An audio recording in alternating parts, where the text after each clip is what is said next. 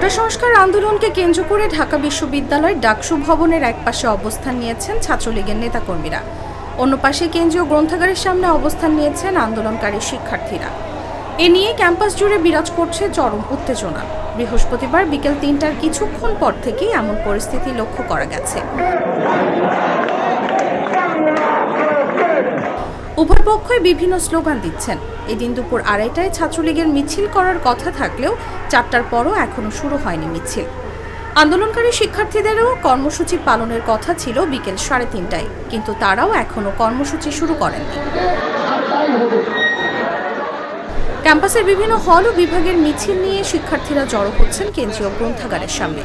একই সঙ্গে হলগুলো ও ঢাকা মহানগর ছাত্রলীগের নেতাকর্মীরা মিছিল নিয়ে আসছেন মধুর ক্যান্টিনে। যে কোনো অপ্রীতিকর পরিস্থিতির সৃষ্টি হলে ক্যাম্পাসের সার্বিক নিরাপত্তায় বিশ্ববিদ্যালয় প্রশাসনের তেমন উদ্যোগ চোখে পড়েনি। এ বিষয়ে জানতে বিশ্ববিদ্যালয়ের প্রক্টর অধ্যাপক ডক্টর মাসুদুর রহমানের মোবাইল ফোনে কল দিলে তিনি মিটিংয়ে থাকার কথা বলে কল কেটে দেন।